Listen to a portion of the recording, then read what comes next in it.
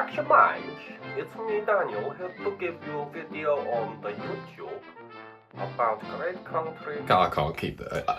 Hello, we're going to talk about Borat.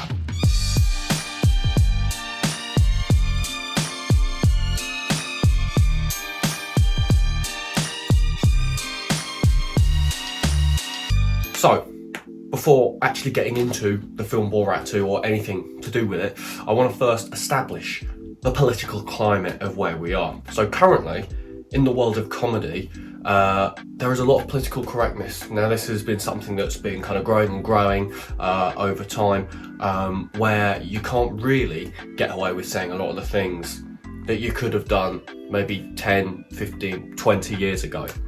A lot of comedians don't like it. They say, you know, we should be able to joke about whatever we want. There's nothing you can't joke about. I know that Ricky Gervais is a big advocate for this. And I partially agree, but with a big asterisk next to it. Because I think certain topics, sure you can joke about them, but I can't see any context where they would be funny. And making a joke for the sake of making a joke isn't always very funny. However, you can still make edgy jokes about certain topics, but there's a way of doing it.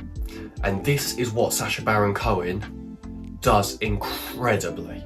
He is so good at doing this, and we're going to get into it as to how. So, if you've been living under a rock and you don't know who he is, Sacha Baron Cohen is a comedian, British comedian. He is most famous for creating characters, but putting them in real life situations.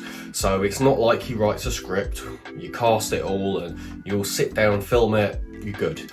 His characters go out into the real world and bounce off real people. So a lot of it is completely improv, off the cuff, and he's very good at this, keeping conversations going, but not just that, baiting reactions of what he wants to hear out of these people. And this is where a lot of the comedy comes in, because a lot of these characters, like Borat, is homophobic, racist, and misogynistic. But the difference is with this, is that he's punching up and not down, because when he makes these jokes, we don't go, haha, yes, I agree. You don't go, oh yes, women shouldn't sit in a car, like in one of the scenes. What we do is we go, haha, you're an idiot, and anyone that agrees with you is an idiot. And it's more you look at the people around him that he's talking to and they lower their guard, and this is in his own words in an interview, because he was actually criticised, and some people think that he's reinforcing old stereotypes. But I actually think he's doing the opposite, because he's making people lower their guard, and it displays the issues we still have with discrimination in this country and in other countries around the world. A lot of the focus is on America, but it can be applied to so many places. Before jumping directly into Borat, one moment that really jumps into my mind was a couple of years ago. He did a show, I believe was called Who is America, or something along those lines, and he played loads of different characters. One of them, he played kind of a defected terrorist from a terror cell.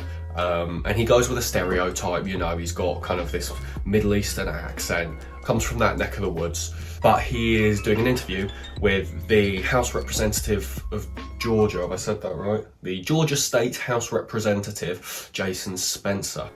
Now this man had come into a bit far in the past for some inappropriate comments he has made about people. But this was just insane, because if it wasn't real, you wouldn't believe it. If it was written in the script, you'd go, oh, someone would never do that. And what he did is Sacha, in this character of this kind of tough army man, coaxed out the reaction that he wanted to teach this man how to combat terror. And he did it with having a selfie stick and a phone, looking underneath burqas, which is sexual assault.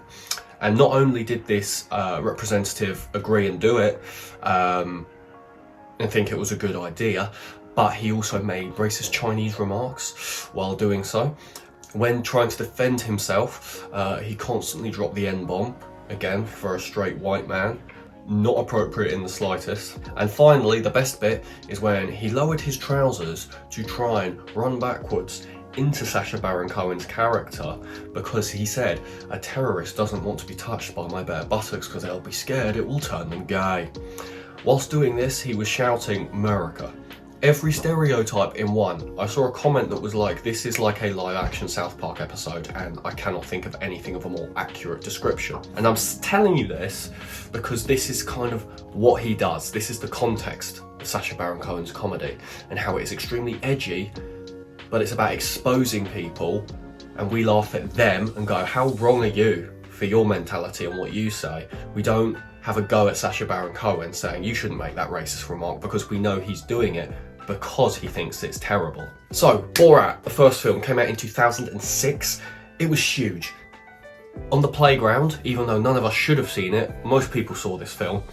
And I really think it impacted social culture because everyone was making these quotes. Nearly everyone of my age group, anyway, can give you numerous quotes from the original Borat film because it was so big and so funny. So the premise of Borat 2, Borat has to return back to America because he has brought great shame to Kazakhstan by making them the laughingstock of the world. So instead, he has gone back to try and give them a bribe so that Kazakhstan be considered one of the big boys kind of on the world's playing field. The only difference is that this time, through one reason or another, he brings his daughter with him. Now this adds another dynamic because it's another character, and I'm going to talk about the actress Maria Bakalova in a little bit because she is incredible. But it's a really nice dynamic because now you have two characters rather than just the one, and they bounce off each other, both to each other in the few scripted moments between them, which kind of create this nice narrative that kind of goes underneath. But the real moments that we want to see are the ones when they're in public, bouncing off each other, making other people either uncomfortable or kind of drop their guard and show, I guess, the ugly side of Western culture in America. Of course, it was going to be extremely controversial.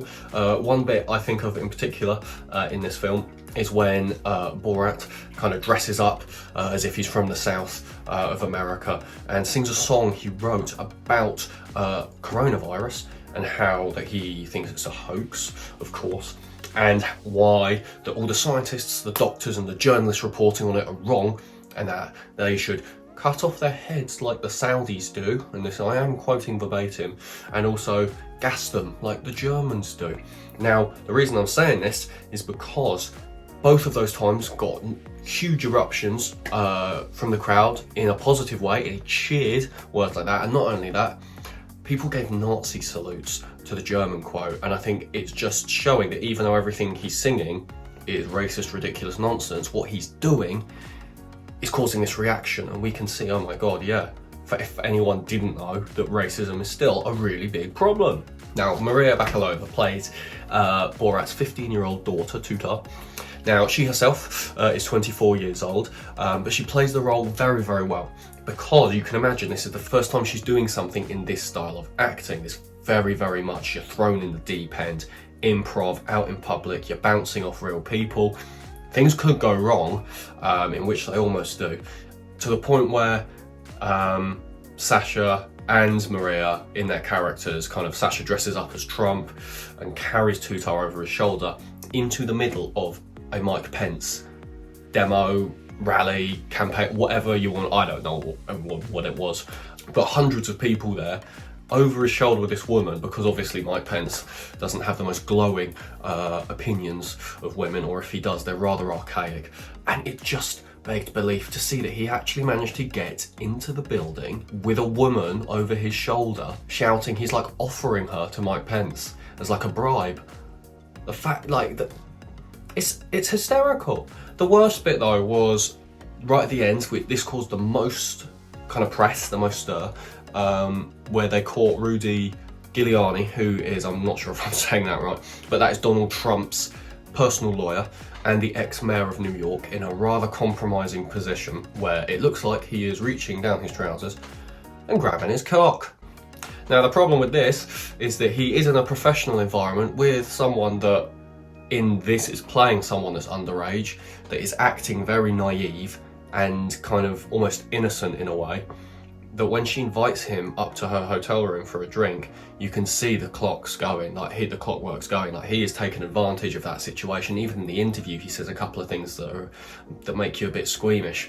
And again, it just shows that these people behind the scenes, like, who knows what's going on, and it almost kind of links to everything that's going on at the moment with the Jeffrey Epstein case and Ghislaine Maxwell, that Sacha Baron Cohen made a comment saying, in response to the criticism that he's got from Giuliani and Trump as well, saying, well, if you don't consider that kind of unprofessional conduct, I dread to think what you do behind the scenes with female journalists in hotel rooms. And Trump even got involved and called Sacha Baron Cohen out, called him like a phony guy. You know, I was smart enough to detect him, you know, when he tried to pull stunts on me, without actually addressing any of the serious problems that Cohen raised in this film. So I don't want to talk too much about the plot and what actually happens, because I don't want to spoil anything. I know I've just spoken about some of the main bits, but you probably saw some of that in the trailer or all over the news. It's well worth a watch on Amazon Prime. I was skeptical going into it because the first film was so funny. I didn't really know how they could expand on it, but my God, they could. Especially in kind of the current crisis of coronavirus and how so many people around the world, in America but also around the world, just aren't taking it seriously. And it just contextually, it just really works. It's worth a watch, give it a go. If you like the video, please subscribe, please like, please drop a comment. You know, maybe you disagree with some of the points. If so, yeah, drop a comment, let's chat about it. But as I always say, let's keep it friendly. We're allowed different opinions. But yeah, this has been Dan. Catch you in a bit.